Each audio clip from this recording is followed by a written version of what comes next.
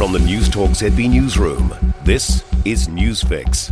In this update, buildings have been dangerously disfigured and destroyed following a massive earthquake in Myanmar. A 7.7 magnitude quake struck near the city of Mandalay.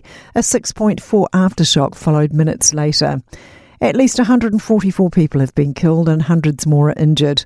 Strong tremors have been felt in Thailand, where at least 9 people have been killed and another 100 trapped when a multi-storey building collapsed. The BBC's Caroline Hawley says rescue efforts are proving difficult. A rescue worker in Mandalay told the BBC that many people remain under the rubble, and with little equipment, they're digging for survivors with bare hands. New research on happiness and productivity in the workplace could impact hiring processes. The average happiness score of workers on a scale from 0 to 100 was 66%. While most workers fell within a mid-range, 9 people did report a happiness score of 0, while percentiles, the bottom 25%, had an average score of 5. Massey Business School Professor Jared Thaar says happy workers are more productive, and he hopes employers will consider this when recruiting people. Maybe it's just about managers and HR targeting, oh wow, I really like that person, they gave off a great vibe.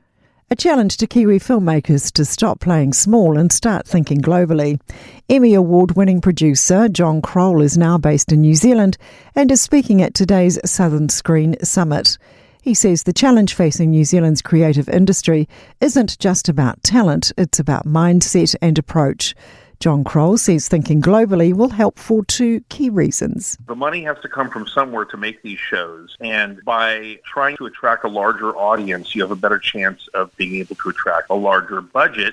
The Prime Minister's taking aim at Helen Clark, suggesting she's too quick to comment when it comes to matters she disagrees with.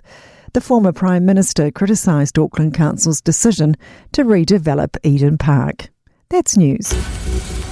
In sport, the Black Caps will look to continue their momentum in a different format in this morning's first one-day cricket international against Pakistan in Napier. New Zealand are coming off a 4-1 triumph in the T20 series over the same opponent.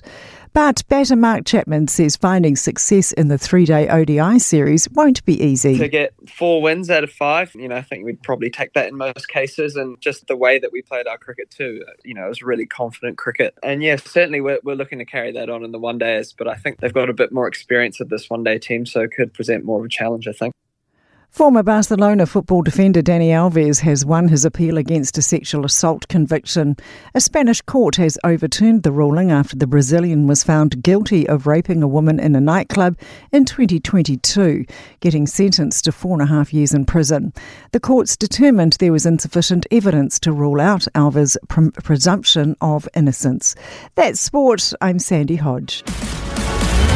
For more news, listen to Newstalk ZB live on iHeartRadio.